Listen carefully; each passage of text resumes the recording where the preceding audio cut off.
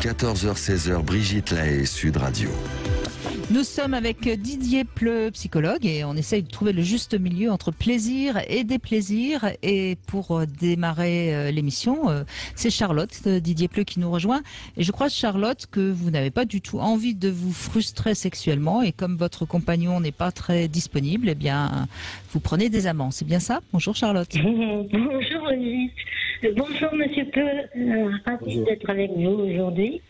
Et sur un sujet qui est particulièrement délicat, puisque effectivement, Brigitte, j'ai une vie assez remplie du côté familial, bien sûr, avec des enfants, un mariage très tradit, une enfance plutôt heureuse. Comme disait Monsieur Pleu, j'ai vécu beaucoup de frustration au niveau de ma famille, mais franchement, c'était au global très heureux. Et puis, j'avais du plaisir au gré des rencontres que je faisais. Et puis, j'avais aussi, je me souviens très bien, ça c'était vers la vingtaine, j'avais vraiment quelques fantasmes qui traînaient dans le coin de mon cerveau, mais que j'ai jamais vraiment réalisé. C'est resté en stand-by, je dirais, pendant toute la période où j'ai eu mes enfants. Je m'en suis occupée, je travaillais. Donc tout ça, c'était comment dire, sous un couvercle.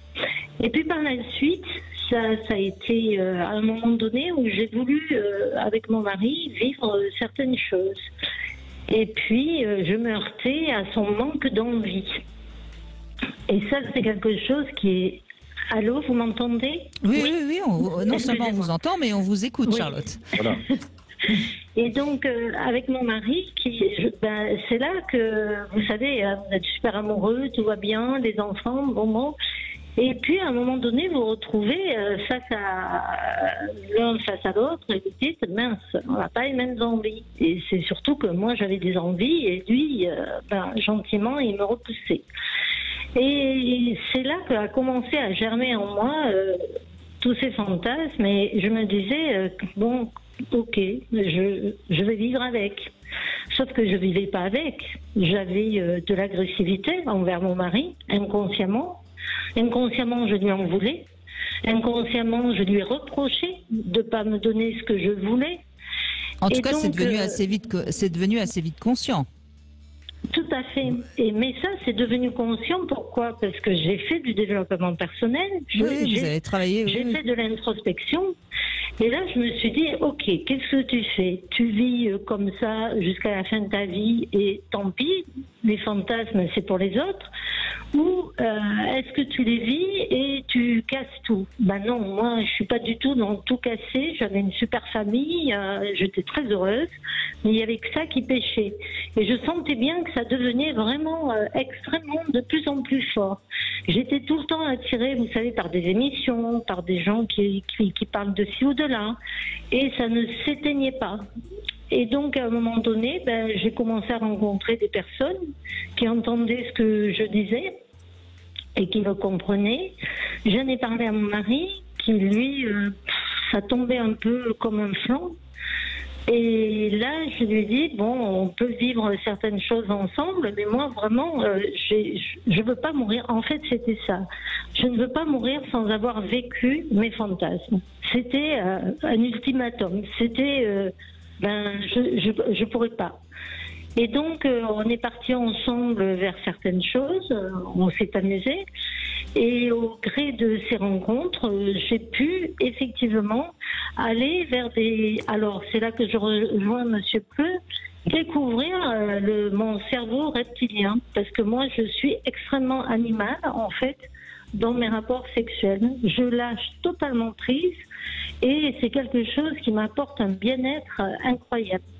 Et un bien-être incroyable que je ne vis pas avec mon mari, mais c'est pas grave, puisque de toute façon, il ne pouvait pas me donner ça. Mais par contre, je le vis très bien avec d'autres personnes.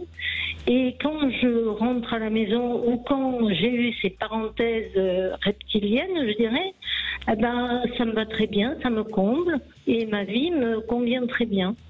Et votre couple va très bien. Bien sûr, puisque je ne suis plus en train de réclamer à mon mari ce qu'il ne peut pas me donner. Mais moi, Vous moi voyez, alors, je vais vous dire, Charlotte, moi, je suis totalement d'accord avec vous. Vous avez vécu ailleurs ce que votre mari ne peut pas vous permettre de vivre. ben Moi, oui, c'est ça. j'ai aucun problème avec ça. Maintenant, sur un plan moral, il est certain qu'il y a certaines personnes qui pourraient vous juger. Mais je pense, Didier Pleu, on voit là comment Charlotte a négocié les choses. Je pense que vous lui donnez aussi l'absolution, Didier, non?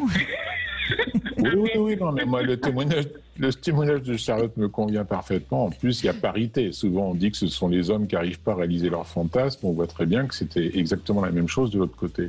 Non, moi, je trouve que ce qui est formidable, et Charlotte, elle a fait ce qu'on appelle un contrat solaire. Si effectivement, solaire dans le sens un peu transcendant, si avec son mari, elle a décidé, ben voilà, il y a des choses que tu peux pas donner, est-ce que tu es OK avec ça? Moi, j'ai envie de vivre une sexualité autrement ailleurs. Et si c'est OK avec tout le monde, et s'il n'y a pas de douleur du côté du mari, et si Charlotte n'est pas en culpabilité et qu'au contraire elle se dit, moi, ces moments formidables de sexualité intense, reptilienne comme elle dit, me contentent et me permettent d'être beaucoup plus en harmonie avec moi-même dans la vie, plus sympa avec mon mari et avec tout le monde, c'est l'idéal. Le problème, la seule chose, ça serait à un moment donné, attention, de ne pas tomber dans ce qu'on appelle une addiction, parce que très souvent, quand on lâche prise avec les fantasmes, bah, c'est toujours plus. Quand on commence à manger des bonbons sucrés, c'est très difficile de s'arrêter en cours de route. Donc c'est simplement ça le truc, c'est comment elle arrive, Charlotte, à réguler sa vie libérée, mais tout en ne tombant pas dans le panneau de l'excès, de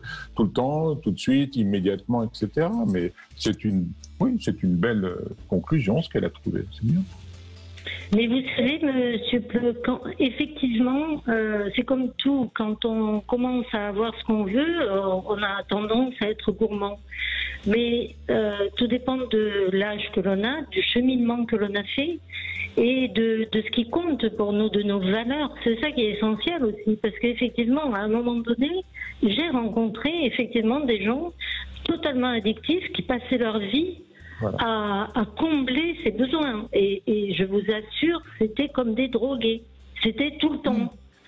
Mais ce qui vous aide de la famille et de tout. Voilà, c'est ça. Ce qui vous aide certainement, c'est que vous avez finalement le port, c'est-à-dire votre famille, votre mari, votre couple, et c'est quelque chose d'essentiel pour vous. Donc ça vous permet justement de ne pas aller trop loin dans la pulsion sexuelle. C'est mon garde-fou. C'est formidable ce que dit Charlotte, parce qu'en fait, elle est en train de résumer tous les propos de mon bouquin en quelques secondes, puisqu'elle est en train de dire qu'à un moment donné, vous allez lire, vous allez être enchanté, ça parle que de vous, Charlotte. Non, mais parce que Charlotte a réussi à harmoniser ça. Je vis mes fantasmes, mais elle a dit aussitôt le mot valeur. C'est-à-dire qu'à un moment donné, le cortex se met en route.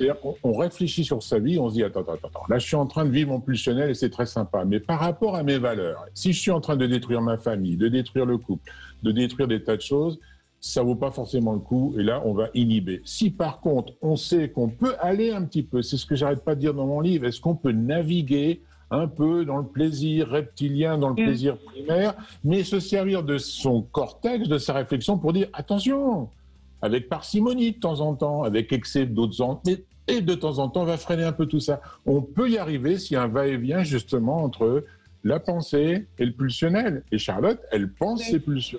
Formidable. Oui, c'est ça. Et en plus de ça, comme j'ai dit, ce sont des parenthèses. Donc il y a un début, il y a une fin. Tout à fait. Et ça, c'est primordial. Du coup, avec les personnes avec qui je suis, elles savent très bien que aujourd'hui je suis là, mon temps présent j'en profite, mais demain je ne serai plus là et je reviendrai une autre fois. Et vous voyez le Covid, on a été tous confinés, ça a créé des frustrations, mais en même temps, ce sont des relations qui perdurent parce que c'est tellement rare de pouvoir vivre ça que on les entretient comme si c'était des petites choses précieuses, vous voyez, et parce que c'est vraiment, à mon sens, précieux de pouvoir vivre ça. Mais il est certain, quand on vous écoute, Charlotte, que vous avez absolument pas eu le danger de tomber dans l'addiction, puisque c'est vraiment des petits moments que vous vous accordez avec justement l'éthique importante de rester dans votre famille. Moi, je trouve que franchement, votre témoignage, il illustre parfaitement le juste équilibre entre plaisir et déplaisir.